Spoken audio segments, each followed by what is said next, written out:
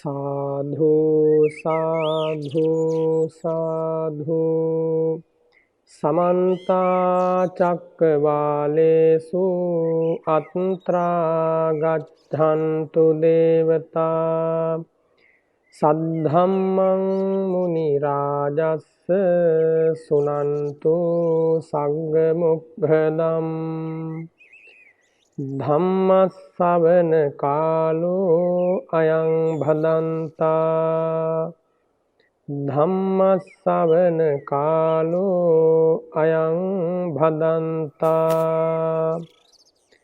धम्मश्रवण कालो अयं भदन्ता सुविशुद्ध शीलेषु सिन्धूपमस्य समाधि धम्मेषु पाठवी समस्य अनंत ज्ञानेषु गगनोपमस्य नमामि शिरसा श्रीगौतमस्य පිරිසිදු සිල් කඳ සමුදුර සේමා නිසල සමාධිය මිහිකත සේමා අනන්ත ඥානය අහසක් සේමා සිරිපා අභියස පිනිපා වේවා मोहान्धकारेषु सूर्योपमस्य संसारस्रोतेषु सेतुपमस्य दोषप्रवाहेषु मेघोपमस्य नमामि शिरसा धम्ममतस्य मोहंदुर सिंदलन लाहिरो सेमा ससर दियंब मैद पहुरक सेमा කෙලෙස් කිලුටු හල වැස්සක් සේමා සදහම් රුවනට පිනිපාවේවා පටිපත්ති සාරේසු සම්මාඨිතස්ස උජුභූත මග්ගේසු යානාගතස්ස කුසලේසු ධම්මේසු කෙත්තෝපමස්ස නමාමි සිරසා සුගතෝ රසස්ස පිළිවෙත් සරුවෙයි සුවඳක් සේමා දම් රස දනවයි මිහිරක් සේමා පින් ගංග ගලනා නිම්නය සේමා මහ සංඝ රුවනට පිනිපාවේවා සාධු साधु साधु नमो तस् भगवतो अरहतो सम्मा सम्बुद्धस्स नमो तस् भगवतो अरहतो सम्मा सम्बुद्धस्स नमो तस् भगवतो अरहतो सम्मा सम्बुद्धस्स जातिया सत्त वस्सेन लब्धा मे उपसंपदा तिस्सो विद्या अनुपत्ता අහෝ ධම්ම සුධම්මතාති ශ්‍රද්ධාවන්ත පින්වතුනි හැම දිනාගේ ජීවිතවලට අනන්ත බුදු ගුණ බලයෙන් අනන්ත ධම් ගුණ බලයෙන් මහා සංඝ රත්නයේ අනන්ත ගුණානුභාවයෙන් සැනසෙල්ලක්ම වේවා සියලු සත්වයෝ නිදුක් වෙත්වා නිරෝගී වෙත්වා සුවපත් වූ සිත් ඇත්තෝ වෙත්වා. කිසිවෙක් කිසිවෙකුට වෛර නොවෙත්වා. කිසිවෙක් කිසිවෙකු හා තරහා නොවෙත්වා. කිසිවෙක් කිසිවෙකු හා ඉරිසියා නොකරත්වා. සියලු සත්වයන්ට ශාන්තිය සැනසෙල්ල අනන්ත තුනුරුවන් වහන්සේලාගේ ගුණානුභාව බලයෙන් සැලසේවා කියලා මම පළමු කොට ආශිර්වාද කරනවා. තුන් ලෝකයක් දිනු ධර්මරාජවර බුදුරජාණන් වහන්සේගේ විරාගී හදමඩලෙන් මතුවෙලා ලොව සුවපත් කළ අමා ධර්මයයි අපි අද වගේ දවසක මේ යහපත් වූ උදෑසන කාලයේ ශ්‍රවණය කරන්නට බලාපොරොත්තු වන්නේ. මිහිරි බුදු වදනක් සවනත වැකීම පුරාකෘත මහ විශාල පිනක් බව බුදුරජාණන් වහන්සේ වදාලා. පුබ්බේච කත පුඤ්ඤතා පෙර කළ පින් තිබෙන කෙනෙකුට පමණයි ඒ භාග්‍යවත් වූ අරහත් වූ බුදුරජාණන් වහන්සේගේ අමා ධර්මය අසන්නට ලැබෙන්නේ. එසේ නොවන කෙනෙකුට ඒ අමා ධර්මය අසන්නට ලැබෙන්නේ නැහැ. ලැබිච්ච මිනිසත් බවට උදාරම අරුත සැපයෙන්නේ තුන් ලෝකාග්‍ර බුදුරජාණන් වහන්සේගේ අමා ධර්මයෙන් පමණයි. ජීවිතයට මොනවා තිබුණත් යා යුතු යහපත් මාවත තෝරා දෙන්න කෙනෙක් නැති වුණොත් ඒ ජීවිතය ඉබාගාත යන ජීවිතයක්. ඕනම මොහොතක ඕනම අනතුරකට පත් වෙන්න පුළුවන්. අනතුර ගැන කතා කරද්දී මෙලොව අනතුරු පරලොව අනතුරු කියලා දෙවර්ගයක් තියෙනවා. පෙනෙන අනතුරු නොපෙනෙන අනතුරු කියලා තවත් කොටස් දෙකක් තියෙනවා. මෙලොවට සිදුවන අනතුරු ගැන හැම කෙනාටම යම් අවබෝධයක් තියෙනවා. මිනිස් ජීවිතය ගත කරගෙන යද්දී කාලෙන් කාලෙට ජීවිතයට එන නොයෙක් විදිහේ කරදර බාධක සිත් ඇවුල් හද සංතාප පීඩා අර්බුදකාරී තත්වයන් මෙලොවට එන අනතුරු. ඇතැම් කෙනෙකුට කායික හිංසා පැමිණෙනවා, තවත් කෙනෙකුට මානසික පීඩාවන් පැමිණෙනවා. මේ ජීවිතයට පැමිණෙන ඒ කායික මානසික පීඩනකාරී ස්වභාවයන් තමන්ගේ ජීවිතය යහපත් මාවත තුළ මෙහෙයවා ගැනීමෙන් සෑහෙන පමණකට අවම කරගන්න පුළුවන්. එයින් අදහස් කළේ අපි හිතන විදිය පිරිසිදු සහගත වුණොත්, අරමුණ පිරිසිදු වුණොත්, ජීවත් වන විදියෙන් කාටවත් කරදරයක් නැත්නම්, නීති විරෝධී දේ සිද්ධ වෙන්නේ නැත්නම් ජීවිතේ තවත් කෙනෙකුට සිතින් කයින් වචනයෙන් අනතුරක් නැත්නම් ආන්නේ පුද්ගලයාට බොහෝ සෙයින් මේ ලෝකේ අඩු අනතුරු සහිත වෙයින් අදහස් කරන්නේ වැඩි කරදරයක් නැතුව ජීවත් වෙන්න පුළුවන්. කරදරයක් බාධකයක් නැතුව නම් කාටවත් මේ ලෝකේ ජීවත් වෙන්න බෑ. සතර අපාය කියන්නේ බොහෝ සෙයින් නිරය කියලා කියන්නේ අකුසල විපාක විතරක්ම ඵල දෙන තැන. දිව්‍ය ලෝකේ කියන්නේ බොහෝ සෙයින් කුසල විපාක පමණක්ම ඵල දෙන තැන. ඉතින් ඒ නිසා මනුස්ස ලෝකේ කල්ගෙවනකොට බලාපොරොත්තු වෙන්න ඕනි කාලෙන් කාලට ඕනම තරාතිරමක කෙනෙක් සැප වේදනා වගේම දුක් වේදනා, සතුට වගේම දුක කියන මේ දෙකම බලාපොරොත්තු වෙන්න ඕන. මිනිස් පරම්පරාවේ කිසිම අවධියක හිටපු මිනිස්සු සතුට විතරක්ම ලැබපු අය නැහැ. දුක විතරක්ම ලැබපු අය නැහැ. සතුටත් දුකත් කාලෙන් කාලට මිනිස් ජීවිතයට ලං වෙනවා. එහෙම ලං වෙවි එන ජීවිතයක් තමයි අපි මේ ගත කරන්නේ. එතකොට මෙලොවට අනතුරු කියන්නේ මේ ජීවිතයට පැමිණෙන කායික මානසික පීඩාවන් ඒව අවම කර ගැනීම හැකියාව තියෙනවා. කොහොමද? මේ ජීවිතේ සිල්වත් වීමෙන්, ඒ වගේම සත්පුරුෂයෙක් වීමෙන්, ඉවසන සුළු කෙනෙක් වීමෙන්, දරා ගන්න කෙනෙක් වීමෙන්, ප්‍රඥාවෙන් කටයුතු කිරීමෙන් ඒව අනතුරු අඩු කර ගන්නට පුළුවන් සෑහෙන මට්ටමකට. ඒ වගේම පරලොව අනතුරු කිව්වම පරලොව දුගතිය වැටීම තමයි අනතුරු කියලා අදහස් කරන්නේ. පරලොව අනතුරෙන් බේරෙන්න තියෙන්නේ පරලොව ගිහිල්ලා නම් නෙවෙයි. වර්ධවා ගන්න එපා.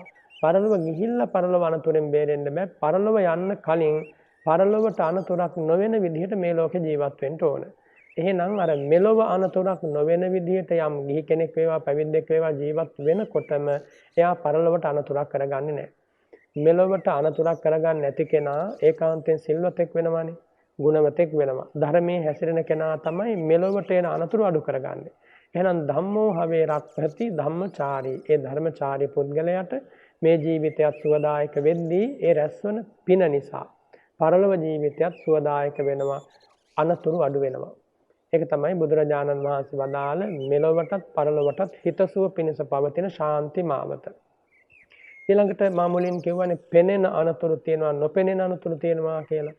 බැලූ බැල්මට පෙනෙන අනතුරු අපේ මේ ජීවිතයට සතා සිව්පා වගෙන් ඇතිවෙන්නා වූ අනතුරු, ස්වර සතුරන්ගෙන් ඇතිවන්නා වූ අනතුරු, ඒ වගේම ඒ වගේ යම් යම් බාහිර පාර්ශවයන්ගෙන් ඇතිවන අනතුරු ප්‍රකටයි. ස්වභාවික වශයෙන් එන නොඑක ආකාර ව්‍යසන තියෙනවා. මේවා ප්‍රකට ලෙස මේ කයට දැනෙනවා. අත්පා අහිමි වීම, සීරීම්, කැඩීම්, බිඳීම් ආදී වශයෙන් ඒ ප්‍රකට අනතුරු ජීවිතයට එනවා. පේන අනතුරු. නොපෙනෙන අනතුරු කියන්නේ මේ හිතය තුල ඇතිවන්නා වූ විසම සිතුවිලි. ඒවට කියනවා නොපෙනෙන අනතුරු කියලා. සිතේ හටගන්නා වූ ඊටාම ලාමක කාය කර්ම, ලාමක වචී කර්ම, ලාමක මනෝ කර්ම, මේ ඔක්කොම ඉස්සෙල්ලාම හටගන්න හිතේනේ. එහෙනම් සිතක ඇතිවන්නා වූ අකුසල ධාරාවට කියන්නේ නොපෙනෙන අනතුර කියලා. එතකොට මේ පෙනෙන අනතුරයි නොපෙනෙන අනතුරයි කියන දෙකෙන් බලවත් අනතුර මොකක්ද? බලවත් අනතුර තමයි නොපෙනෙන අනතුර. ඒ කියන්නේ කෙලෙසුන් නිසා ඇතිවන්නා වූ తත්වය තමයි ඊටාම බලවත් අනතුර.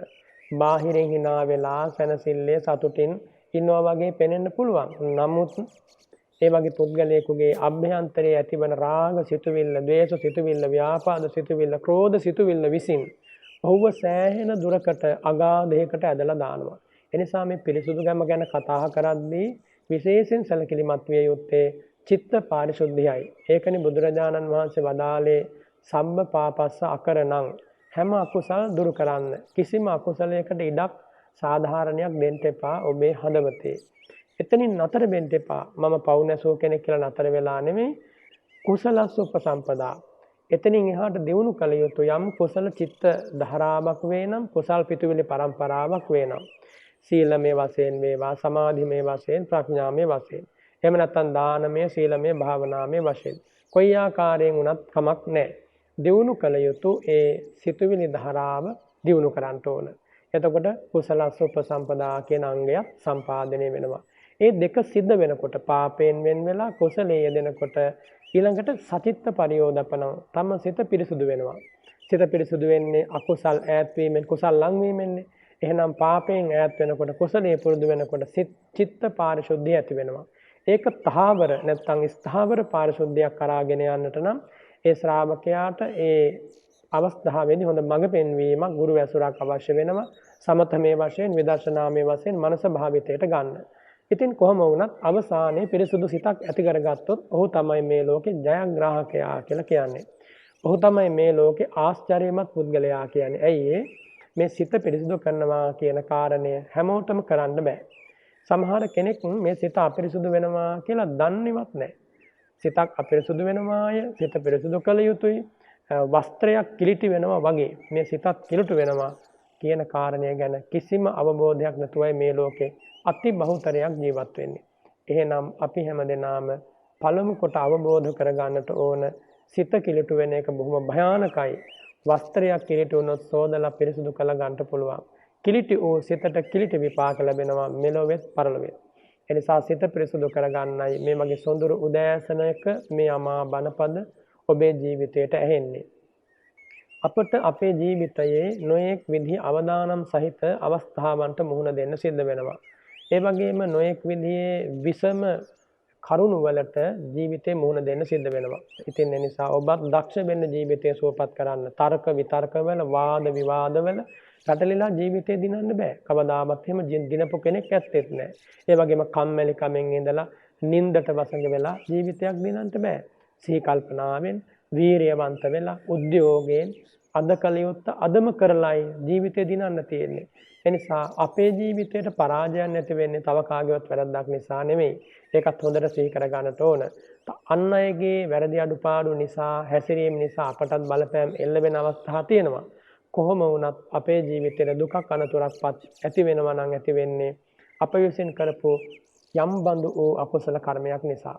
අකුසල කර්මයක විපාකයේ ඇති වෙන වෙලාවටයි අපට පීඩාවන් එන්නේ. අකුසල කර්ම විපාකයක් නොමැති වෙලාවක මොනම පසුබිමකවත් අපට නම් දුක් ඇති වෙන්නේ නැහැ. ඔය බ්‍රාහ්මණ තිස්ස බය ඇති වෙච්ච කාලේ අපේ රටේ බැමිණිතිය සාගතේ බොහොම ප්‍රසිද්ධයිනේ. ඒ කාලේ ගම්මානවල මිනිසුන්ට ආහාර පාන නැති වුණා. කන්න බොන්න නැති වුණා. බොහෝම දුකසේ තමයි ජීවත් වුනේ. ඔය අතරට පෙර සංසාරේ විශේෂ පින් කරපු අය හිටියා. ආන්නේ අය බොහෝ අවස්ථාවන්හිදී දෙවිවරු පවා දීපු ආහාර පාන වලින් කුස පුරවගෙන තවත් බොහෝ දෙනාට ආහාර පාන බෙදා දීලා අනුභව කරලා මුළු සාගතේ ඉවර වෙනකම්ම කුස පුරවගෙන ජීවත් වුණා. ඉතින් පින් කරලා තිබුණොත් මොනතරම් අපහසු තත්වයක වුණත් කාන්තාර මාර්ගයක වුණත් අපට අවශ්‍ය දේ ලැබෙනවා. ප්‍රශ්නේ තියෙන්නේ පින අඩු වීම මිසක් ප්‍රශ්නේ තියෙන්නේ බාහිර නෙමෙයි. අපේ ජීවිතේ කුසලයේ අඩු වෙනකොට පින අඩු වෙනකොට එතෙන්ට මතුවෙන්නේ අකුසලයයි. අකුසල විපාක මතුවෙනකොට තමයි මේ ජන සමාජයේ නොඑක් විදිහේ ප්‍රශ්න ගැටලුකාරී තත්ත්වයන් නිර්මාණය වෙන්නේ. කාගේ ජීවිතවල අකුසල මතුවෙනකොට ඒ අකුසලෙන් බේරෙන්නත් ක්‍රමයක් තියෙන්න ඕනනේ. අකුසලයෙන් බේරෙන්න තියෙන කුසලයේ සම්පාදනය කිරීමයි. අකුසල විපාක ජීවිතයට එද්දී තව තවත් පව්කම් කළොත් මොකද වෙන්නේ? තවත් අකුසලයේ බලවත් වෙනවා. තවත් අනතුරු බලවත් වෙනවා. තවත් බොහොම ඉරණම සෝචනීය වෙනවා. හැබැයි කෙනෙක් නුවණින් මේ කාරණය දැකලා ජීවිතයට අනතුරක් එද්දී පුද්ගල වශයෙන් සහ සාමූහික වශයෙන් කුසල ධර්ම සම්පාදනයේ යෙදෙනවා නම් ආන්නේ පුද්ගලයාට සුවිශාල ආරක්ෂාවක් පිහිටක් තියෙනවා. ඒ අනතුර මගහරවාගෙන ඒ අනතුරෙන් බේරිලා ජීවිතය සුවපත් කරගන්න. ඉතින් එනිසා අපි හැම වෙලාවකම දක්ෂ වෙන්නට ඕනි తాවකාලික පිරිතුරු කරා යන්න නෙමෙයි. දීර්ඝ කාලීන විසඳුම් කරා යන්න. එහිදී සිහි කරන්නට ඕන විශේෂම කාරණය තමයි මේ ලෞකිකත්වයේ තුල දීර්ඝ කාලීන විසඳුම් නැහැ. ලෞකික භූමිය තුල දීර්ඝ කාලීනව සුවපත් වෙච්ච කිසිම කෙනෙක් නැහැ. කාලයකට සැපය, කාලයකට දුකක් වෙනවා. කාලයට ප්‍රශංසාව, කාලයකට නව නින්දාවක් වෙනවා. කාලයකට එන පිරිස් බලය තවත් කාලයකට නැති වෙලා Taman තනි වෙනවා. තවත් කාලයක එන සැපය තවත් කාලයක මහා දුකක් වෙලා වියරු ශෝකයෙන් මිනිසු හඬනවා ලෝකේ. මේක තමයි ලෝක යාත්‍රාවේ සුලභ සිදුවීම. එනිසා මෙහෙම ලෝකයක ජීවත් වෙන කවුරුන් හෝ කෙනෙක් තහවුරු වූ ස්ථීර වූ දීර්ඝ කාලයක් පවත්නා සැනසෙල්ලක් බලාපොරොත්තු වෙනවා නම් කාමයන් තුළ ඒක හීනකින්වත් ලැබෙන්නේ නැහැ. ඉතින් මේ කාරණය අවබෝධ කරගත්ත කෙනාට විතරයි යම් තරමක හෝ අස්වැසිලිදායක ජීවිතයක් ගත කරන්න පුළුවන්. සිත සහන් සුවයෙන් පිරී යනවා තථාගතමා ධර්මයේ තුලින්. ආන්නේ සිත සහන් සුවයෙන් පිරී යද්දී කුසට ආහාරයක් බත්පතක් නොලැබුණත් හිතේ ප්‍රීතිය තියෙනවා. ඒ නිසා හිතේ ප්‍රීතියයි අපිට මෙහිදී වැදගත් වෙන්නේ. ඔය සමහර අවස්ථාවන් තියෙනවා සම්මා සම්බුදුරජාණන් වහන්සේලා දැක ගන්නට ලැබෙනවා ත්‍රිසංගත සතුන්ට වනාන්තරවලදී. ඒ දැක්කහම ඇතිවන්නා වූ ප්‍රීතිය සතුට කොච්චරද කියනවා නම් ඒ ත්‍රිසංගත සතුන් බුදුරජාණන් වහන්සේ දෙස බලාගෙන දින 6 7 8 9 10 මේ විදිහට निराහාරව ඉන්නවනේ ප්‍රීති සුවයෙන්. ඒ අරමුණ බුදුරජාණන් වහන්සේ නම් වූ අරමුණ ඒ තරම් ප්‍රණීතයි, ඒ තරම් සාන්තයි, ඒ තරම් සුන්දරයි. ඒ සොඳුරු අරමුණ ඇස් දෙකෙන් දැක්කහම කුසගිනි වේදනාව දැනෙන්නේ නැහැ. ඒ තරම් ප්‍රීතියක් ඔබදලා ඒ ප්‍රීතිය ආහාරය කළ ජීවත් වෙන්න පුළුවන්. ඍජුවම නාම පරම්පරාව ජීවත් කරවන්න හේතු වන ආහාර තුනක් තියෙනවා. එකක් තමයි පස්ස ආහාරය. පස්සේ කියන්නේ චෛතසික ධර්මයක්. සෑම සිතකම මේ චෛතසිකය පහළ වෙනවා. ආරම්මණයේ සෙසු චෛතසික ධර්මයන් සහ සිත ස්පර්ශ කරවන්නේ මේ පස්සේ නැමැති චෛතසික ස්වභාවයෙන්. මේ පස්සේ නැමැති චෛතසික ස්වභාවයෙන් කුමක්ද පුද්ගලයාට ගෙන දෙන්නේ? පස්ස පච්චයා වේදනා. ස්පර්ශය නිසා වේදනාව ආහරණය කරනවා. ගෙන දෙන නිසා මේ පස්සේ නැමැති ස්වභාවයට කියනවා ආහාරයක් කියලා. චක්කු සම්පස්ස, සෝත සම්පස්ස, ගාහන සම්පස්ස, જીවහා සම්පස්ස, කාය සම්පස්ස ආදී වශයෙන් මේ ස්පර්ශය ආකාර 6කින් තථාගතයන් වහන්සේ දේශනා කරනවා. මේ ස්පර්ශය කවුරු හරි ශ්‍රාවකයෙක් මේ ස්පර්ශයේ තියෙන හින්දා වේදනාව හට ගන්නවා කියලා දකිනවා නම් ධර්මානුරූපීව එතකොට යාට අවබෝධ කරගන්න ලැබෙනවා පස්සේ ආහාරයක්, පස්සේ හේතුවක් වේදනාවට. ඊළඟට තවත් ආහාරයක් තියෙනවා විඥාන ආහාර කියලා. විඥානය කියන්නේ සිතට නමක්නේ. ප්‍රභේද වශයෙන් ගත්තොත් ආකාර 89 කිනුත් තවක් තැනක ආකාර 121 කිනුත් මේ සිත ප්‍රභේද වන හැටි බුදුරජාණන් වහන්සේ වදාලා. කුසලමය ආකාරයෙන් සහ අකුසලමය ආකාරයෙන් විපාක ක්‍රියා වශයෙන්. ඉතින් භාග්‍යවතුන් වහන්සේ දේශනා කරනවා කාගේ හරි කෙනෙකුගේ ජීවිතයේ දැන් මේ නාම රූප පරම්පරාව පැවැත්ම පිණිස විඥානය ප්‍රත්‍ය වෙනවා. විඥානය නාම රූප ආහරණය කරනවා, ගෙන දෙනවා. විඥාන පත්‍යා නාම රූපං කිව්වේ ඒකයි. එහෙනම් විඥානයත් ආහාරයක් සංසාරික සත්වයාට. ඊළඟට මනෝ සංචේතන ආහාර. මනෝ සංචේතන ආහාර කියලා කියන්නේ චේතනා චෛතසිකය. කර්මය ආයෝහණය කරන්නේ චේතනා චෛතසිකයෙන්නේ. මනෝ සංචේතන ආහාර කියලා කියන්නේ මේ චේතනා චෛතසිකයට නමක්. එතකොට චේතනාවෙන් තමයි කුසල අකුසල කර්මයන් සකස් වෙන්නේ. ওই විදිහට කබලින්කාර ආහාරය, භස්ස ආහාරය, විඥාන ආහාරය, මනෝ සංචේතන ආහාරය කියලා නාම රූප පරම්පරාව පැවතින්නට හේතු වන ධර්මතා හතරක්. මේ ධර්මතා හතර අවබෝධයෙන් හඳුනාගෙන මේ එක ආහාරයක් හෝ ඉතිරියක් නැතිව නිරුද්ධ කරන්න පුළුවන් නම් ආහාරය නිරුද්ධ කරනවා කියන්නේ මොකක්ද? ඒ ආහාරය පිළිබඳව ඇති ඡන්ද රාගය, බැඳීම, නැත්නම් ලෝභය, ඇලීම දුරු කරන්න පුළුවන් නම් එයා මේ මුළු සංසාර ප්‍රශ්නයම විසඳාගත් ශ්‍රාවකෙක් වෙනවා. ඉතින් ඔබටත් පුළුවන් මේ උදාාර ධර්මයට අනුව පිළිපැදලා ඔය සතර ආහාරයන් නිරෝධ කිරීම උදෙසා ඒ නිරෝධගාමිනී ප්‍රතිපදාවට ප්‍රවේශ වෙන්න. ඒ උදෙසා තමයි තථාගතයන් වහන්සේ මේ අමමිහිරි ධර්මය ඔබට දේශනා කළේ. තුන්ලොවක් සනසපු බුදුරජාණන් වහන්සේගේ ධර්මයේ කවදත් මිහිරි, කවදත් ප්‍රණීතයි, කවදත් ඉෂ්ටයි, කවදත් කාන්තයි, කවදත් මනාපයි. කාටද? සත්පුරුෂයාට. සත්පුරුෂයාට තමයි මේ ධර්මයේ ප්‍රිය වෙන්නේ. අසත්පුරුෂයාට මේ ධර්මය ඇහෙනකොට හරි නීරසයි. ඔහු ධර්මයට ද්වේෂ කරනවා. ධම්මකාමෝ භවං හෝති ධම්මදෙස්සී පරාභවෝ. මේ ධර්මයට ද්වේෂ කරන කෙනා දිනෙන් දින පිරිනවනේ. ධර්මයට කැමති වෙන කෙනා, ධර්මය ආදරයෙන් පිළිගන්න කෙනා එයා දවසින් දවස දියුණු වෙනවා. හැබැයි මේක මේ ජන සමාජයේ බොහෝ දෙනාට වැරදිලායි තියෙන්නේ. ධර්මයට බොහෝ දෙනාද දේශ කරනවා. බුදුරජාණන් වහන්සේට වෛර කරනවා. මහා සංඝරත්නය හා ගැටෙනවනේ. එහෙම ගැටෙන්න හොඳ නැහැ. බුදුරජාණන් වහන්සේට අමා ධර්මයට සිතුවිල්ලකින්වත් අපහැදීමක් ඇති කරගන්න එපා. ඔබ ඔබේ සැනසීම අහිමි කරගන්න සූදානම් වෙන්න එපා. තෙරුවන් වහන්සේලා කියන්නේ මේ ජන සමාජයට මහා ආශිර්වාදයක්. පුදුමාකාර සෙවණක්, පුදුමාකාර පිහිටක්. තුනුරුවන් වහන්සේලා මේ ලෝකේ නොවන්නට සත්‍ය අහන්න කාගෙන්ද අපිට ලැබෙන්නේ? බුදුරජාණන් වහන්සේ පහළ නොවන්නට ඒ අමා ධර්ම රාජයන් වහන්සේගේ මඟ පෙන්වීම නොවෙන්න අපි මොන තරම් අසරණයිද? බුදුරජාණන් වහන්සේ කියන්නේ පිරිසුදු හදවතක් තිබ්බ කෙනෙක්. මම මුලින්ම සඳහන් කළේ හැම අකුසල් දුරු කළා නම් ඒ හදවත පිරිසුදු වෙනවා කියලා. ඒ හැම අකුසලයක්ම දුරු කරපෝ මිනිස් වංශ කතාවට ස්වර්ණමය පරිච්ඡේදය උදා කළේ ඒ ධර්මරාජයන් වහන්සේ. අමාරුම දේ මොකක්ද කියලා අහුවොත් අමාරුම දේ තමයි නොපෙනෙන අනතුර දුරු කිරීම. මොකද්ද නොපෙනෙන අනතුර කිව්වේ? මේ කෙලෙස් නැමැති අනතුර. කෙලෙස් නැමැති අනතුර නොපෙනෙන අනතුරක්, ප්‍රකට නොවූ අනතුරක් නිසා දුරු කරන්න අමාරුයි. පෙනෙන අනතුරු වලින්වත් ලෝකෙ මිනිසුන්ට බේරෙන්න ලේසි නෑනේ. පෙනෙන අනතුරු වලින්වත් බේරෙන්න බැරි එකෙන් නොපෙනෙන අනතුරු වලින් කොහොම බේරෙන්නද?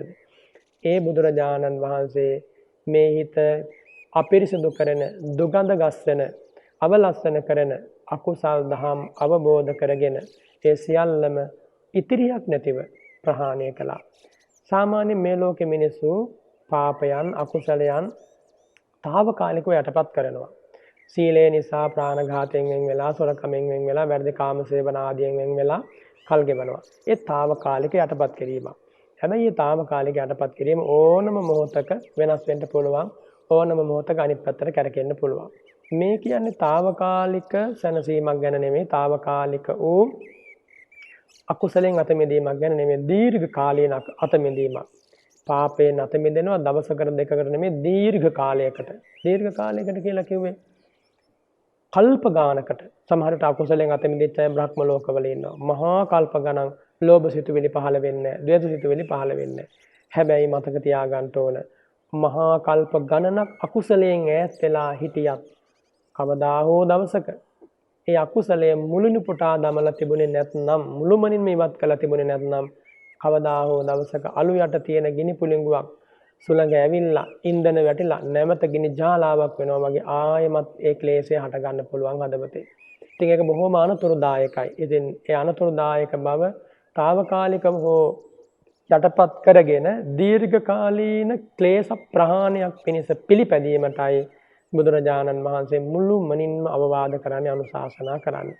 ඉතින් තුන් ලෝකාග්‍ර ධර්ම රාජයන් වහන්සේ සාරාංශය කල්පලක්ෂයක් වගේ අති දීර්ඝ කාලයක්, දවසක් දෙකක් නෙමෙයි, කල්ප වශයෙන් ගණන් කරලා කියන්න බැරි කාලයක් තිස්සේම කලේ අකුසලයෙන් ඈත් වෙවි කුසලයට සමීප වෙමින් පුළුවන් තරම් දන් දීලා, අප්‍රමාණව දන් දීලා, සීමා විරහිතව දන් දීලා අසීමාන්තික සැනසෙල්ල ලබන්න කටයුතු කළා.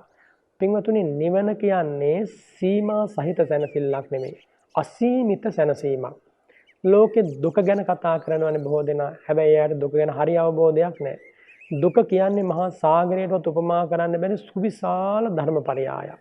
ධර්මපරයාය කියලා අදහස් කරන්නේ ඒ ධර්ම ස්වභාවයක් දුක කියලා කියන්නේ. මේ දුක යම්සේද ඒ තාක්ම සත්වයන්ට පීඩා එල්ල වෙනවා, දුක් එල්ල වෙනවා. සංසාරේ යම් තාක් දිගයිද, සංසාරේ යම් තාක් භවයන්ගෙන් යුක්තයිද, සංසාරේ යම් තාක් උත්පත්ති වාර, චුති වාර, ජීවන වාර, මරණ වාර යම් තාක්ද ඒ තාක්ම මේ දුක අපට උරුම වුණා. අනන්ත දීර්ඝ සංසාරේ අනන්ත දුක් විඳා. ඒ අනන්ත දුක නැති වෙන තැන කොහෙද? අනන්ත දුක ඉතිරියක් නැති වෙන තැන තමයි නිවන කියලා කියන්නේ. අනන්ත දුක ඉතිරියක් නැති වෙන තැන නිවන නම් ඒ අනන්ත දුක නැති කරන නිවන මොනතරම් අනන්ත සැනසීමක් වේද? එනිසා අපි මේ සොයා යන සතුට අසීමාන්තික සතුටක්. සතුටේ උපරිමයක් වෙත යන්නයි බුදුරජාණන් වහන්සේ මේ ප්‍රතිපදාව දේශනා කළේ. භාග්‍යවතුන් වහන්සේ සතුටේ උපරිමයේ වෙත වැඩම කළා.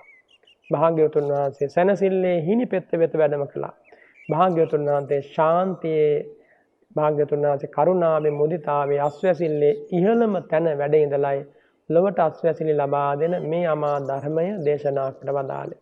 එනිසා පළමු කොට විරාගික වෙලා හැම කෙලෙස් ධර්ම දුරු කරලා පළමු කොට සියලු කෙලෙසුන්ගෙන් අත මිදෙන මාවත අවබෝධ කරගෙනයි ලෝකෙට කෙලෙසුන්ගෙන් අත මිදෙන්න මාවත කියා දී වදාළේ.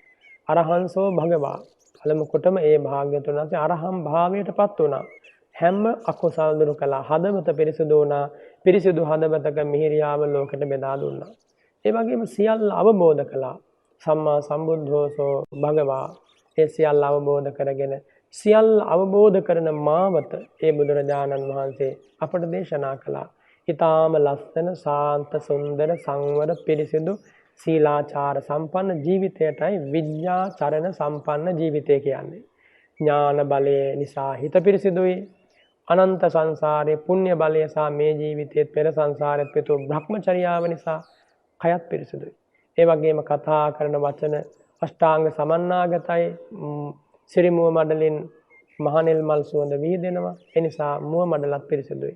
සිතද, කයද, වචනයද කියන ద్వාරත්‍රයම එකසේම පිරිසිදු කරගත්තේ ඒ භාග්‍යවත් වරහත් වූ බුදුරජාණන් වහන්සේ නිසා ඒ විද්‍යාචරණ සම්පන්න කියලා හඳුන්වන්නේ. ඒ වගේම ගමන් මාර්ග තියෙනවා ලෝකෙ බොහෝ සෙයින් සත්වයෝ ඒ තැනට ගමන් කරනවා. මහ පොළොවේත් මහා විශාල මාර්ග ප්‍රමාණයක් තියෙනවා. ඒ වගේම ප්‍රතිපත්තිමේ වශයෙන්, ප්‍රතිපදාමේ වශයෙන් ප්‍රතිපදා ගණනාවකුත් ලෝකෙ තියෙනවා. ඇතැම් කෙනෙක් කුසල කර්ම, අකුසල කර්ම කියන උභය කර්මයන් සම්පාදනය කරගෙන ජීවිතය ගෙවනවා. එහෙනම් එයාගේ තියෙන මිශ්‍රක ප්‍රතිපදාවක්. කුසල අකුසල දෙකම මිශ්‍ර වෙලා. කාලයකට පව කරනවා, කාලයකට පින් කරනවා. පින් පව කරමින් ගමන් කරනවා. එහෙනම් එයාට කවදා හෝ දවසක ලැබෙන විපාක මොනවද? කුසල කර්ම වල විපාක කුසල විපාකක් ලැබෙනවා. අකුසල කර්ම වලට අකුසල විපාකක් ලැබෙනවා. කෙනෙක් ඉන්නවා මේ ලෝකේ, එයා උපරිමයකින් සිත පිරිසුදු කරනවා. එහෙම නැත්නම් අකුසල් වලින් පුළුවන් තරම් ඈත් වෙලා දැන කිසිම අකුසලයක් නොකර ඉන්න මට්ටමට හිත හදනවා. ආන් එහෙම කෙනෙක් බොහෝ සෙයින් කුසලයේ සම්පාදනය වෙච්ච නිසා එයාට බොහෝ සෙයින් කුසල විපාක ලැබෙනවා. තවත් කෙනෙක් ඉන්නවා මේ ලෝකේ අකුසලයෙන්ම නැහැවිලා යනවා. අවුරුදු ගානකට වතාවක්වත් හැරිලා බලද්දී දන් හැන්දක් දීලා නැහැ. අවුරුදු ජීවිත කාලේ අවුරුදු 50යි 60යි 70යි ඇතැම්මිට 80යි 90යි 100යි. ඒ ජීවිත ගැන හොයලා බලනකොට මුළු ජීවිත කාලෙටම එක දවසක් සීල් සමාදන් වෙලා නැහැනේ. මුළු ජීවිත කාලෙට එක දවසක් දන් හැන්දක් දීලා නැහැනේ. මුළු ජීවිත කාලෙට මිහිරි වචනයක් කතා කරලා නැහැනේ. මුළු ජීවිත කාලෙටම සංඝෝපස්ථානයක් කළා නැහැ. පන්සලකට ගිහිල්ලා නැහැ. අරණ්‍ය සේනාසනයකට ගිහිල්ලා නැහැ. එහෙම මිනිසුත් මේ ජන සමාජයේ ඉන්නවා. ඒ වගේම මැරිලා ගිහිල්ලා දීර්ඝ කාලීනව දුක් ලබන අය බවට පත් වෙනවා. ඒ නිසා හැම වෙලාවකම තේරුම් ගන්නට ඕන අත්තනාහි කතං කම්මං අත්තනාහි කතං පාපං අත්තනා සංකිලිස්සති. අත්තනා අකතං පාපං අත්තනාව විසුද්ධ්‍යති. සුද්ධින් අසුද්ධින් පච්චත්තං නාඤ්ඤ අඤ්ඤෝ විසෝධයේ. මේ පිරිසුදුකම අපිරිසුදුකම කියන කාරණය පුද්ගලිකයි. පුද්ගලයෙක් යම් බඳු අකුසලයකින් ජීවත් වෙනවා නම් එයාගේ ජීවිතය අපිරිසුදුයි. කුසලයකින් ජීවත් වෙනවා නම් එයාගේ ජීවිතය පිරිසුදුයි. ඉතින් මේ පිරිසුදුකම අපිරිසුදුකම නිතර කතා කරන්නේ බාහිර පිරිසුදුකම ගැන ඕනෙමටත් වඩා වෙහෙසෙන ජන සමාජයක්නේ අද තියෙන්නේ. මේ ජන සමාජ රූපේ ලස්සන කරන්න, දත් ටික ලස්සනට තියාගන්න, කෙස් ටික ලස්සනට තියාගන්න, හම ලස්සනට තියාගන්න, රූප సౌందර්යය පවත්වන්න පුදුම විදිහට වෙහෙසෙනවා. වෙහෙසිලා අවසානයේ මොකද වෙන්නේ? ඒ උත්සාහය අසාර්ථක වෙලා මියදෙනවා, මිහිදන් වෙනවා. ඒකනේ දේශනා කළේ පුත්තා මත්ති ධනම් මත්ති ඉති බාලෝ විහඤ්ඤති. මට දරුවෝ ඉන්නවා, දේපල තියෙනවා, හැමදේම මට තියෙනවා කියලා බොහෝ දෙනා මාන්නකාර කමින් ජීවත් වෙනවා. කුහක කමින් ජීවත් වෙනවා. හැබැයි අත්තාහි අත්තනෝ නැත්ති. සැබවින්ම මේ ධර්මය අවබෝධ කරගෙන නැත්නම් Tamanට තමන්වත් ඉන්නවද? Tamanට තමන්වත් නැහැ. කෝහි නාතෝ පරෝසියා තව කාගේ පිහිටක්ද? මේ කාරණය නොතේරුම් ගන්න කම නැත්නම් මේ කාරණය කවදා හෝ තේරුම් ගත්තොත් විතරක් දැනසිල්ලක් තියෙනවා. නොතේරෙන කම්ම දුක යාපස්පස එනවා. චක්කංව වහතෝ පදං පිටුපසින් එන ගැල කරත්තේ වගේ ගුණාගේ පිටුපසින් එන රියසක වගේ මේ දුක තමා පසුපස එනවා කියලායි බුදුරජාණන් වහන්සේ දේශනා කළේ. එනිසා මනෝ පුබ්බංගමා ධම්මා මනෝ සෙට්ඨා මනෝමය මනසාචේ පදුට්ඨේන භාසතිවා කරෝතිවා තතෝනං දුක්ඛ මන්මේති චක්කංව වහතෝ පදං. භාග්‍යවතුන් වහන්සේ දේශනා කරනවා මේ ලෝකේ ජීවත් වෙනකොට රාගික කෙලෙස්, ද්වේෂ සහගත කෙලෙස්, ඒ වගේ මේ සමහර විට කුසල් සිතුවිලි පවා විවිධ සිතුවිලි ධාරා හට ගන්නවා. මේ හැම සිතුවිල්ලකටම සිත පූර්වාංගම වෙනවා. මනෝ පුබ්බංගමා ධම්මා කිව්වේ ඒකයි. සිත නිසා චෛතසික හට ගන්නවා. සිතුවිලි ධාරාව හට ගන්නවා. එසේ හට ගන්නා සිතුවිලි ධාරාවන් කුසල සහගත වුණොත් හොඳයි, අකුසල සහගත වුණොත් හරියට ඒකේ විපාකය කොහොමද එන්නේ? චක්කංව වහතෝ පදම් මහා බරක් කරත් එක පටවලා. ඉන් අනතුරුව ගොනා බඳින මේ කරත්තේ බැන්දට පස්සේ ඉතින් ඇදගෙන යන්න ඕන. ඒ කරත්තේ සද්දේ බලන්න, රෝදේ සද්දේ බොහෝම අමිහිරි. කොච්චර හරි පියවරක් ගානේ මහ වෙහෙසක් දරලා තමයි මේ රෝද එක වටයක් කරකවන්න තියෙන. ඒ විශාල බරක් තියෙනවනේ. අන්න ඒ වගේ මේ කරත්තේ ඇදගෙන යන ගවයා පස්සෙන් කරත්තේ කොච්චර හරි එනවා. කඳු කියලා බේරෙන්න හම්බෙන්නේ, ඇලි පල්ලම් කියලා බේරෙන්න බෑ, මඩගොහරු කියලා බේරෙන්න බෑ. හැම තැනකම වීරියවන්තව මේ කරත්තේ අදින්න වෙනවා. අන්න නිසා ඒ වීරියවන්තව කරත්තේ අදිනකොට කවදාවත් එයාට සැනසෙල්ලක් තියෙනකොට ඔබ හිතනවද? හැමදාම හඬත් නපුරුයි, බරත් බොහොම නපුරුයි, වෙහෙස කරයි. හිතන කොටත් වෙහෙස කරා. තව කොච්චර දුරක් යන්න වේද? පහර කන්න සිද්ධ වෙනවා. කෙවිතෙන් පහර කන්න සිද්ධ වෙනවා. අමානුෂීය දඬුවම් මෙදින්න සිද්ධ වෙනවා. කිසිම ඇස්වැසිල්ලක් නැහැ. අධික පිපාසයක් තියෙන හැබැයි කරපාත් කළ වතුර ටිකක් බොන්න බෑ. අධික කුසගින්නක් තියෙන හැබැයි කරපාත් කළා තනකොළ ටිකක් කන්න බෑ. ඇයි ඒක තමයි කරත්තයක් කරේකට ගහපුව හරකෙකුට වන ස්වභාවය. අන්න ඒ වගේ පව්කම් කළාට පස්සේ මේ සංසාර ගමන යද්දී කොතනකවත් ආය සැනසෙල්ලක් නැහැ. අර කරත්ත රෝදේනවා වගේ පිටුපස්සෙන් අර අකුසල විපාකේ පිටුපස්සෙන් ඇවිල්ලා කුසගිනි වේදනා මැද අවුරුදු ගණන් පීඩාකාරීව ජීවත් වෙන්න සිද්ධ වෙනවා. පිපාසයට පැන් පොදක් ලැබෙන්නේ නැහැ අවුරුදු 20 30 40 නෙමෙයි. සමහර විට අවුරුදු 100,000 ගණන්. ඒ പ്രേත ලෝකෙ ගියොත් පිපාසයට පැන් පොදක් ලේසියෙන් ලැබෙන්නේ නැහැ. ඒ වගේම කුසට ආහාරයක් ලේසියෙන් ලැබෙන්නේ නැහැ. ඉතින් එහෙම තත්වයක් අප ඉදිරියේ තියාගෙනයි අපි මේ తాවකාලික හසරැල්ලක් වෙනුවෙන්, తాවකාලික වින්දනයක් වෙනුවෙන්, සුවයක් වෙනුවෙන් මේ කෑමොර ගහන්නේ. නැත්තම් මේ වෙහෙසෙන්නේ, මේ පීඩාවටපත් වෙන්නේ. ඉතින් අපි අවබෝධ කරගන්නට ඕන ජීවත් වෙන පුංචි කාලයේ, ස්වල්ප කාලයේ ඊටාම උවමනාවෙන්, ඊටාම දූරදර්ශීව මේ ජීවිතය හසුරුවා ගන්න. එහෙම නැත්නම් අකුසල් පිරුණොත් විපත ඔබටමයි. ඔබ ඒ කාරණේ හොඳට අවබෝධ කරගන්න. පින් පුරලා තිබ්බොත් කල්ප ලක්ෂයකින් හරි සැනසෙල්ලක් ලැබෙනවා. ලක්ෂ දෙකකින් හරි සැනසෙල්ලක් ලැබෙනවා. මහා කල්ප කෝටි ප්‍රකෝටියකින් හරි ජයග්‍රහණයක් හිමි වෙනවා. අපිට අවශ්‍ය වෙන්නේ නොවෙනස් වෙන අකාලික සැනසෙල්ලක්. කාලික සැනසෙල්ලක් අවශ්‍ය නැහැ. මොකද ඒක කාලානුරූපීව නැති වෙන හින්දා. අපි බ්‍රහ්ම ලෝකවල ඉපදුන අතීත සංසාරේ කල්ප ගණන් සැප සම්පන්න ලැබුවා. ඒක කාලිකයි. කාලිකයි කියන්නේ නියම් කාලයක් ලැබෙනවා, ඊට පස්සේ නැති වෙනවා. දිව්‍ය ලෝකවලත් අවුරුදු කෝටි ප්‍රකෝටි ගණන් සුවය ලැබුවා. කාලිකයි. අහිමි වෙලා ගියා. මිනිස් ලෝකේ චක්‍රවර්ති ආදී රජවරු වෙලා බොහෝ කල් ඒ රජ ඉසුරු වින්දා. හැබැයි නැති වෙලා ගියා. කාලිකයි. ඉතින් යම් සැපයක් හිතට කාවදින වේගය යම්සේද ඒ වේගේ මෙයාට එනවා මොකක්ද? දුක.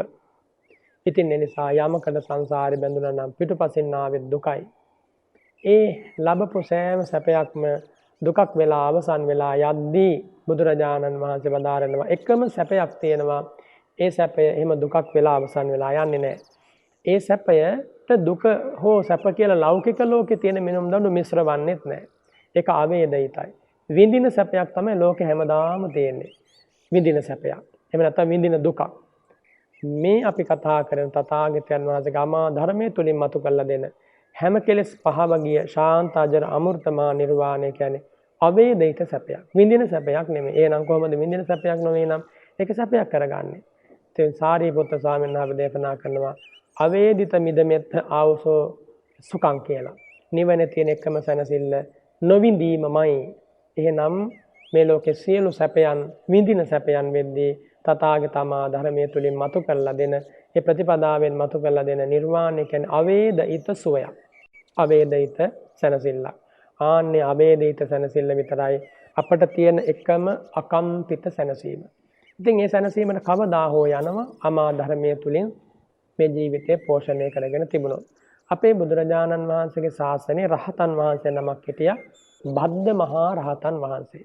රහතන් වහන්සේගේ නම තමයි බද්ද. බද්ද කියන්නේ සොඳුරු කියන එකනේ. ලස්සන, පිරිසිදු, ආශ්චර්යමත්, වර්ණමත්, ප්‍රසාදාවහා ජීවිතයක් තියෙන කෙනා බද්ද ස්වාමින් වහන්සේ.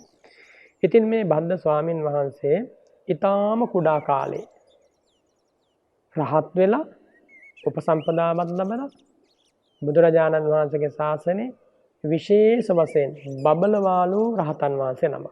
ඉතින් මේ උතුමන් වහන්සේ පෙර සංසාර ගමනේ ಜಾති ಜಾතිත් හම්බවන සෑම ආත්ම භාවයකම පින් පිරුවා, ගුණ පිරුවා. ඒ වගේම පාරමී ධර්මියෝ සම්පාදනය කළා. ඉතින් මේ එන ගමනේ මීට මහා කල්ප ලක්ෂයකට පෙර පහළ වුණානේ පදුමුත්තර බුදුරජාණන් වහන්සේ. තබන සිරිපාවලට මහ පොළව පලාගෙන රිය සකක් වගේ පියුම් මහ පොළවෙන් පිපෙනවා. ඒ පියුම් මත තමයි සිරිපා තබන්නේ. ඒ සිරිපා පියුම් මත ස්පර්ශ වෙද්දී පැන නගින මල් රෙහෙනු එහෙම නැත්නම් මල් මකරන්දය ආත්පසෙන් උඩට පැන නැගිලා ඒ ශ්‍රී ශරීරයට පවනල්ලක් වගේ ස්පර්ශ වෙනවා. ඒක නිසා පදුමුත්තර කියලා කියන්නේ. ආන්නේ පදුමුත්තර බුදුරජාණන් වහන්සේගේ කාලේ මේ භද්ද කියන ස්වාමින් වහන්සේ හංසවතී නගරේ ඉපදිලා විභව සම්පන්න බොහෝම පොහොසත් පවුලක ඉපදිලා ඒ භාග්‍යවතුන් වහන්සේ මුණ ගැහිලා අමා ධර්මයේ ශ්‍රවණය කරලා භික්ඛු සංඝස්සච සතසහස්ස පරිමාණං චීවරාදීහි චතුපච්චෙහි පූජේස කියනවා. මහා රහතන් වහන්සේලා ලක්ෂයකට කෙනෙක් දෙන්නෙක් 3-4 දෙනෙක් නෙමෙයි ලක්ෂයකට පදුමුත්තර බුදුරජාණන් වහන්සේ ප්‍රධාන මේ මහා දානය පූජා කළා. චීවර විතරක් නෙමෙයි පිණ්ඩපාත සේනාසන ගිලම්පස ඇතුළු ස්වාමින් වහන්සේලාට කැපසරු සෑම දෙයක්ම පූජා කළා. සියලු දේ පූජා කළා. ඉතින් එහෙම පූජා කරලා ප්‍රාර්ථනා කළ එකම සැනසෙල්ලයි මොකක්ද? පදුමුත්තර බුදුරජාණන් වහන්සේ වගේ මටත් සුන්දර නිවනින් සැනසෙන්න හේතු වාසනා වේවා. දුක අවසන් වේවා. සමුදය ප්‍රහාණය වේවා. නිරෝධය සාක්ෂාත් වේවා. මාර්ග ප්‍රතිපදාව සම්පූර්ණ වේවා. මේ පිවිතුරු පැතුමින් තමයි එදා ලක්ෂයක් මහරහතන් වහන්සේලා පිරිවර කොට ඇති පදුමුත්තර බුදුරජාණන් වහන්සේට මේ මහා දානය පූජා කළේ. ඉතින් ඒ පූජා කරපු දානයේ ආනිසංස බලය කොච්චරද කියනවා නම් එදා මෙදා තුර මහා කල්ප ලක්ෂයක් ගෙවිලා ගියා දුගතියක වැටුනේ නැහැ. හිතලා බලන්න. මහා කල්ප ලක්ෂයක් ගෙවුණත් දුගතියක වැටුනේ නැහැ. ලක්ෂයක් මහරහතන් වහන්සේලාට දම්පැන් පූජා කළා කියවනේ. එක රහතන් වහන්සේ කෙනෙකුට පූජා කරපු දානය ගත්තත් මහා කල්ප කීයක් සුගතේ ඉන්නේ දානමය කුසල ශක්තිය හේතු වෙනවද? ඉතින් මේ මහා කල්ප ලක්ෂයේම සුගතියෙන් සුගතියට ඇවිල්ලා අපේ භාග්‍යවතුන් වහන්සේගේ කාලේ සවැත් නුවර සෙට්ටි කුලයේ නිබ්බත්ති සිටු කුලයක පහළ වුණා. සිටු කුමාරයෙක් ලෙස අපුත්තකේසු මාතා පිතෝසු දේවතා යාචනාදීනි කତ୍වාපි අලභන්තේසු. දැන් ඔන්න ඒ පවුලේ දරුවෝ හිටියේ නැහැ. දැන් අද කාලේ උනත් දරුවෝ නැති පවුල් ගොඩාක් ඉන්නවනේ. ඉතින් ඒ කාලෙත් ඔය ප්‍රශ්නේ තිබුණා. ලෝකෙ මිනිස්සු විවාහ වෙනවා, ආවාහ වෙනවා, නොයෙක් දේවල් කරන සතුට හොයාගෙන. විවාහ වුණාට පස්සේ දරුවෝ නොලැබෙනකොට මහා දුකක් ඇති වෙනවා. දරුවෝ ලැබුණාම తాවකාලික සතුටකුයි දීර්ඝ කාලීන දුකකුයි ඇති වෙනවා. නමුත් මේවා තේරෙන්නේ නැහැ බොහෝ දෙනාට. සතුට හොයාගෙන තබන සෑම පියවරක්ම අභිනව දුකක් බැඳ ගැනීමක් කියන කාරණේ ප්‍රඥාවන්තයට පමණයි වැටහෙන්නේ. ඉතින් දැන් මේ අම්මා තාත්තට දරුවෝ හිටියේ නැහැ කාලයක් තිස්සේ දේවාල ගානේ නොයේ කියා යුතු තැන් වලට ගිහලා බෙහෙත් තේත් පානීය කළා හැමදේම කළා අවසානයේ හරි ගියේ නැහැ. ඉතින් තීරණය කළා භාග්‍යවත් බුදුරජාණන් වහන්සේ ළඟටවත් ගිහිල්ලා බලන්න ඕන. මිනිසුන්ට ජීවිතේ අනතුරු බලවත් වෙලා සෑහෙන මට්ටමට වලට වැටුණාම තමයි බොහෝසෙයින් සංඝරත්නය මතක් වෙන්නේ. ඒ වෙනකම් බොහෝ දෙනා සිද්ධ කරන්නේ මිත්‍යා ප්‍රතිපදාවන් ඔස්සේ හති දාගෙන දුවනවා. මිත්‍යා මාර්ග ඔස්සේ හති දාගෙන දුවනවා. දුවලා ඒවා හරියන්නේ නැති තැන හිතනවා එහෙනම් බෝධි පූජාවක් තියන්න ඕන, බුද්ධ පූජාවක් තියන්න ඕන කියලා. එහෙම නෙමෙයි. සැබෑ ශ්‍රාවකයා ජීවිතයේ උපරිම සතුට ඉදිරියේ, උපරිම දුක ඉදිරියේ බුදුරජාණන් වහන්සේ සරණ කරගෙන ජීවත් වෙනවා. ඒක තමයි ශ්‍රාවකත්වයේ සැබෑ ලක්ෂණය. ඉතින් දැන් මේ දෙපළත් බුදුරජාණන් වහන්සේ ළඟට ගමන් කරලා සචේ බන්තේ මයං ඒකම් පුත්තන් ලච්ඡාම තන් තුම්හාකං දාසත් හය දස්සාම කිව්වා. ස්වාමීනි මට පුතෙක් ලැබුණොත්, අපිට පුතෙක් ලැබුණොත් ඒ පුතා භාග්‍යවතුන් වහන්සේට 16 කුසේ පූජා කරනවා කිව්වා. දැන් අම්මයි තාත්තයි පොරොන්දුවක් වුණා භාග්‍යවතුන් වහන්සේ ළඟ. පොරොන්දුවක් වෙනකොටම මේ පොරොන්දුව දැක්කා අඤ්ඤතරෝ දේව පුත්තෝ කිහිනායකෝ. එක්තරා දිව්‍ය ලෝකේ දිව්‍ය පුත්‍රයෙක් ආයුෂ ගෙවිලා තියෙන්නේ. දිව්‍ය ලෝකෙන්න චුත වෙන්න ආසන්නයි. මෙන්න මේ පොරොන්දුව දැක්කා. සක්දේව රජතුමා ඒ වෙලාවේ මේ දිව්‍ය කුමාරයා ළඟට ගිහිලා ආරාධනා කළා. "ඊතෝ භෝ සුගතින් ගච්ඡ අමුකස්මින් කුලේ නිබ්බත්තාහි අසමල් පවුල ඉපදෙන්න" කියලා සක්දේව රජතුමාම මතක් කළා. දැන් අර දිව්‍ය කුමාරයා මේ පවුලට එන්නයි සෝදානම් වෙන්නේ. සාමාන්‍ය දිව්‍ය ලෝකෙන් දෙවි කෙනෙක් චුත වෙනකොට, චුත වෙන්න ආසන්න වෙනකොට පංච පුබ්බ නිමිත්තානි පාතු භවಂತಿ. පෙර නිමිති පහක් පහළ වෙනවා. යදා භික්කවේ දේවෝ දේවකායා සබන ධම්මෝ හෝති පංචස්ස පුබ්බ නිමිත්තානි පාතු භවಂತಿ කියලා වදාරනවා. නිමිති පහක් පහළ වෙනවා. දැන් අපිට උනත් එහෙමනේ මරණාසන්නයට එනකොට නොඑක ආකාරයක දැනෙනවනේ. රූපේ විවරණ වෙලා කෑම බීම කන්න බෑ, අත්පා පන නැහැ, නොඑක රෝග හට අරගෙන චිත්ත පීඩා බොහෝම උස්සන්න වෙලා වාඩි වුණොත් නැගිට ගන්න බෑ, නැගිට්ටොත් වාඩි වෙන්න බෑ, මල මුත්‍රා ඉන්න තැනම පිට වෙනවා. ආන්න මරණ නිමිති. මරණයට පෙර දැනෙන දේවල්. අන්න ඒ වගේ දිව්‍ය ලෝකෙන් දෙවි කෙනෙක් චුත වෙනකොටත් කරුණු පහක් දැක ගන්න ලැබෙනවා. මාලා මිලායන්ත. ඒ දිව්‍ය කුමාරයා හෝ දිව්‍ය කුමාරිය උප්පත්තියෙම හිමිවන, පුණ්‍ය බලයට හිමිවන මල් මාලා තියෙනවනේ. ශරීරේ මල් මාලා පැලඳෙනවනේ. ඒ මල් මාලාවල මල් අවුරුදු 90 ලක්ෂයක්, ඒ වගේම 3 කෝටි 60 ලක්ෂයක්, 57 කෝටි 60 ලක්ෂයක් ඔය විදිහට කෝටි ගණන් පර වෙන්නේ නැහැ. චුත වෙන දවස ආවට පස්සේ පර වෙනවා. අන්න එතකොට අනිත් දේවවරු දැනගන්නවා දැන් නම් චුත වෙන්න ආසන්නයි කියලා. ඊළඟට වත්තානි කිලිස්සන්ති. ඇඳගෙන ඉන්න වස්ත්‍ර තියෙනවනේ. ආන්නේ වස්ත්‍ර කිලුට වෙනවා. වස්ත්‍ර දුර්වර්ණ වෙනවා. දිව්‍යමය වස්ත්‍ර ඒවා දුර්වර්ණ වෙනවා. එතකොට දේවවරු දැනගන්නවා දැන් චුත වෙන්න ආසන්නයි. ඊළඟට කච්චේහි සේදා මුච්ඡන්ති. කිහිලි වලින් දාඩිය දානවා. අවුරුදු කෝටි ගණන් කවදාවත් දාඩිය බින්දුවක්වත් දාපු නැති ශරීරවල චුත වෙන්න ආසන්න වුණාම දාඩිය දානවා. ඒ දැන් කුසල විපාකයේ අවසන් වෙලානේ තියෙන්නේ. ඊළඟට කායේ දුබ්බන්නියන් ඔක්කමති. මුළු ශරීරය දුර්වර්ණ වෙනවා. දෙවියන්ගේ ශරීර වලින් නිකුත් වෙන රශ්මි වලින් විමාන පිටින් ආලෝකමත් වෙනවා. ජේතවනං ඕභාසෙත්වා කියන්නේ දෙවුරම් විහාරයට එනකොට බුදුරජාණන් වහන්සේ බෑ දකින්න මුළු දෙවුරම් වන අරණම දවල් වගේ. දැන් ඉර එළියෙන් ආලෝකමත් වුණාම එකම පාටක් එකම ප්‍රමාණයක්. නමුත් දෙවියන්ගේ දේව 이르දියෙන් දිව්‍ය ශරීර වලින් නිකුත් වන ආලෝකයෙන් ආලෝකමත් වෙනකොට හරි ලස්සනයි. ඒ කිරණ කැටි රශ්මි මණ්ඩල දිගන්තයට පැතිරලා යනවා. බොහොම ශාන්ත එහෙත් මිහිරි, බොහොම තීව්‍ර ආලෝකයක්. නමුත් චුත වෙන්න ආසන්න වෙනකොට එකක්වත් නැති වෙලා දුර්වර්ණ වෙනවා. කළු පාට වෙනවා.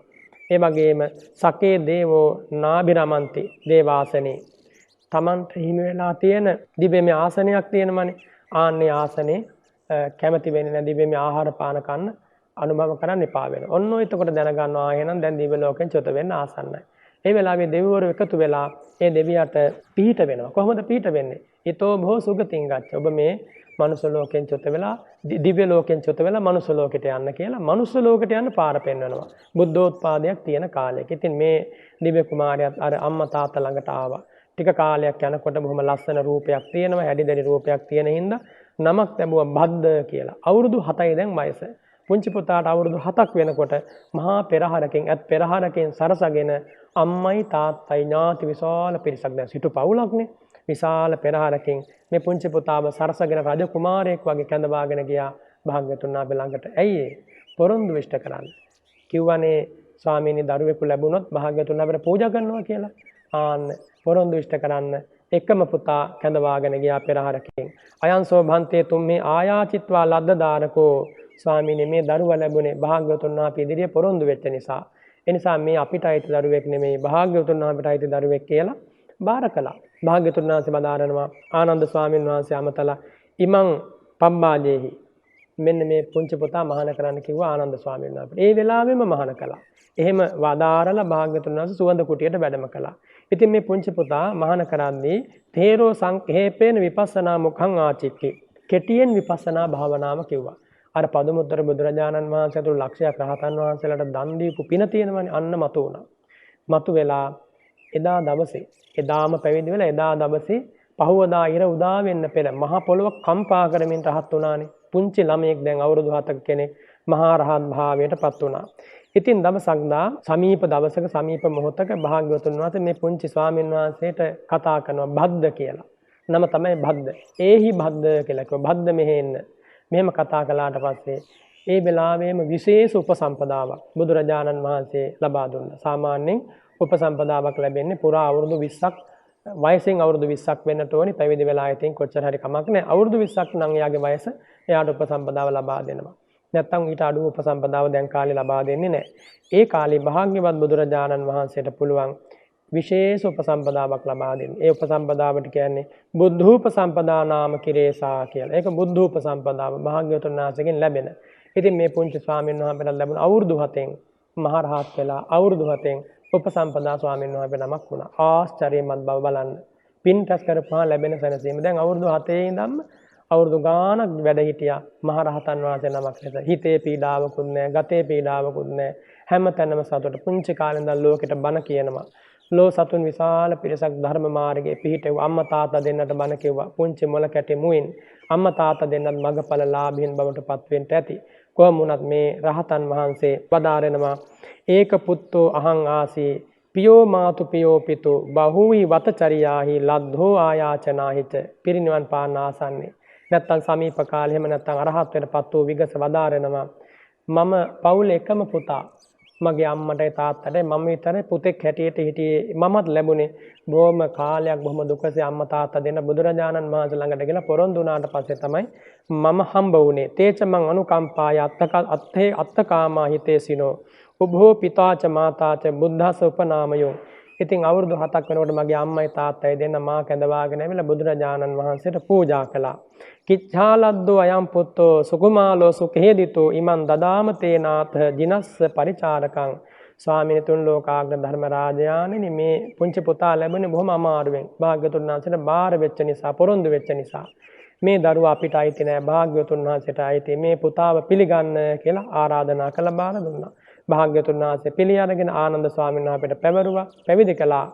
පාතෝ සත්තා තතෝ සත්තා නිරාකත්වා පටිසල්ලාන වුට්ඨිතෝ ඒහි බද්දාති මං සාමේ ආසූප සම්පදා. ඉතින් ඒ රහතන් වහන්සේ වදාරනවා මට ඒ භාග්‍යවතුන් වහන්සේ හැම දුකකින් මත මෙදෙන මාවත විවර කළා, ශාන්තිය මතු කරලා දුන්නා, හැම කෙලෙස් මල සිඳී බිඳී ගියා. ඒහි බද්ද කියලා මට ආමන්ත්‍රණය කළා. ඒ වචනේම මට උපසම්පදාව බවට පත් වුණා. ඉතින් මෙහෙම දේශනා කළ උපරිම සතුටකින් ඒ රහතන් වහන්සේ වදාරනවා ජාතියා සත්ත වස්සේන ලද්ධාමි උපසම්පදා. ඉපදීමෙන් අවුරුදු 7 මම උපසම්පදාව ලැබුවා. පින්වතුනි උපසම්පදාව තරම් මිනි ඔටුනත් රජ කිරුලක් මේ මුළු තුන් ලෝක ධාතුවේ නැහැ. උපසම්පදාව කියන්නේ දෙවියන්ටවත් නැති, බ්‍රහ්මයන්ටවත් නැති, බාහිර ඍෂිවරුන්ට තාපසවරුන්ට නැති පිරිසිදුම පිරිසිදු සීලය. ඒ සීලය ලබන්න පුදුමාකාර වෙහෙසකින් පුදුමාකාර කාලයක් පාරමී පුරන්න ඕන. ලේසියෙන් කෙනෙකුට ඒ අවස්ථාව හිමි වෙන්නේ නැහැ. එනිසා ඒ භාග්‍යවත් වූ අරහත් වූ බුදුරජාණන් වහන්සේගේ ශාසනය කෙනෙක් උපසම්පදාවක් ලබනවා කියන්නේම ඒක හරි පුදුම දෙයක්. කෙනෙක් කසාවතක් දරනවා කියන්නේම ඒක හරි පුදුම දෙයක්. මිනිස්සෙක් වෙලා මනුස්ස ලෝකෙට එන්න ඕන. ඒ ආපු ජීවිතයෙන් කන් ඇහෙන්නේ නැතුව කම් බිහිරි වුණොත් මහාන කරන්නේ උපසම්පදා කරන්නේ. ඇස් පෙනුන්නේ නැත්තම් නාසය විකල වෙලා තිබුණොත්, කට විකල වෙලා තිබුණොත්, බෝ වෙන රෝග, චර්ම රෝග ආදී, කුෂ්ඨ රෝග ආදී තිබුණොත්, ඒ වගේම අංග විකල වෙලා තිබුණොත්, අබ්බගාත වෙලා තිබුණොත්, කෙලතුළු වෙලා තිබුණොත් මහාන කරන්න තහනම්. එහෙනම් මහානකමක් හම්බ වෙන්නේ නැහැ. ඒ වගේම වෙන යම් විසම ආසාවන් පුද්ගල මනසක නිර්මාණය වෙනවා. ඒ වගේ දේවල් තියෙනවා නම් ඒත් එයා පැවිද්දට භව්‍ය වන්නේ නැහැ. කොයි ආකාරයෙන් ගත්තත් පැවිද්දක් ලැබෙන්නේ, උපසම්පදාවක් ලැබෙන්නේ පුදුමාකාර පිනකට. චක්‍රවර්ති රජවරයෙකුට නැති පිනක් තියෙන්න ඕන. පැවිද්දක් ලබන්න. ඒ පැවිදි වෙන උපසම්පදාව ලබන්න. අවුරුදු 20න් තමයි උපසම්පදාව ලැබෙන්නේ. උපසම්පදාව තුළ ශික්ෂාපද 227ක් ආරක්ෂා කරන්න අවස්ථාව ලැබෙනවා. දෙවියන්ගේ බ්‍රහ්මයන්ගේ පවා වැඳුම් ලබන්න සුදුසු පුද්ගලයෙක් බවට පත් කරනවා. ලොව සිටින අසම සම සිල්වතෙක් කරනවා බුදුරජාණන් වහන්සේ විසින්. ඉතින් ඒ උපසම්පදාව කියන එක ලැබුවට පස්සේ දෙවියෝ පවා බ්‍රහ්මයෝ පවා ඇවිල්ලා ප්‍රණාම දක්වනවා, වන්දනා කරනවා. ඒ උපසම්පදා සීලය ඒ තරම් ශ්‍රේෂ්ඨයි. නාගයෙකුටවත් උපසම්පදා වෙන්න බෑ. යක්ෂයෙකුටවත් බෑ. ඒ වගේම සක්දෙවිඳුටවත් උපසම්පදා වෙන්න බෑ. සතරවරන් දෙවියන්ටවත් උපසම්පදා වෙන්න බෑ. බ්‍රහ්මයන්ටවත් උපසම්පදා වෙන්න බෑ. එහෙනම් කාටද? බුදුරජාණන් වහන්සේගේ ශ්‍රාවකයෙකුට විතරයි උපසම්පදා වීමේ අවස්ථාව තියෙන්නේ. ඉතින් අවුරුදු 7න් උපසම්පදා වෙනවා කියන්නේ මොන තරම් පිනක්ද? ඉතින් ඒ රහතන් වහන්සේ අවුරුදු 7න් උපසම්පදා වෙලා තිස්සෝ විද්‍යා අනුප්පත්තා පුබ්බේ නිවාසානුස්මෘති විද්‍යාව, ඒ වගේම චතුපපාත විද්‍යාව, ආසවක්ෂේකර ඥාන විද්‍යාව කියන මේ ත්‍රිවිද්‍යාවන් සාක්ෂාත් කළා. අහෝ ධම්ම සුධම්මතා කියන රහතන් වහන්සේ පිරිනිවන් වැඩියා. අහෝ ඒ භාග්‍යවතුන් වහන්සේගේ ධර්මයේ ආශ්චර්යය, අහෝ ඒ බුදු ගුණ බලය, අහෝ ඒ පුදුමය කියලා මේ ලෝකයේ දෙවි මිනිසුන්ට විස්මය දන බල සම්බුද්ධ ශාසනයේ ඇති මිහිරියාව කියා දීලා, බුදු උපතක ඇති ආශ්චර්යමත් පිළිසරණ ගැන කියා දීලා ඒ රහතන් වහන්සේ පිරිනිවන් වැඩ සැනසුණා. ඉතින් ඔබත් අප්‍රමාදීව පින් පුරා ගන්න. කවදා හෝ දවසක නියත වශයෙන් ඔබ වෙත සැනසීම පැමිණෙනවා. සැනසීම දුරස්ත වුණත් පැමිණෙනවා නම් නිසක ලෙස නියත ලෙස ඒ සැනසීමත් වෙනස් නොවන සැනසීමක් නම් ආය සංසාර දුකට වැටෙන්නේ නැත්නම් කොච්චර හරි දුක් විඳලා කමක් නැහැ. ඒ සැනසෙල්ල ලබන්න. తాවකාලිකව ලැබෙන සැනසෙල්ල දීර්ඝ කාලීනව කඳුලට ශෝකයට හේතු වෙනවා නම් එවන් සුවයක් වෙත හඹාගෙන යන්න. ඉතින් මේ සුන්දර උදෑසන කාලයේ මේ මිහිරි දහම් පණිවිඩය ඔබට ලබා දුන්නේ ඔබේ සැනසෙල්ල වෙනුවෙන්. බුදුරජාණන් වහන්සේ මේ ලෝකෙට පහළ වුණේ ඔබේ සැනසෙල්ල වෙනුවෙන්. ඔබට ඒ උතුම් සම්බුදු පිහිට රැකවරණය ආරක්ෂාව නොවඩුව ලැබේවා. අමා දහමින් ඔබේ ජීවිතය ආරක්ෂා වේවා. මහා සංඝරත්නයට ගරු කරන්න, අප්‍රමාදීව ඒ මහා සංඝරත්නය අසුරු කරන්න. මහා සංඝරත්නයේ පිහිට ඔබට ලැබේවා. සියලු සත්වයෝ මේ උතුම් උදාර දහමින් සුවපත් වූ සිත් ඇත්තෝ වෙත්වා. හැම හදවත් දහම් මමා පවනෙල්ලින් නිවි නිවි සැනසෙත්වා කියලා මම ආශිර්වාද කරනවා, පුණ්‍යානුමෝදනා කරනවා. ආකාසට්ඨා ච භුම්මට්ඨා දේවා නාග මහිද්దికා පුඤ්ඤන්තං අනුමෝදිත්වා චිරං රක්ඛන්තු ශාසනං. ඉදං වූ ඥාතිනං හෝතු සුඛිතා හොන්තු ඥාතයෝ. එත්තාවතා ච අම්මේහි සම්භතං පුඤ්ඤ සම්පදං.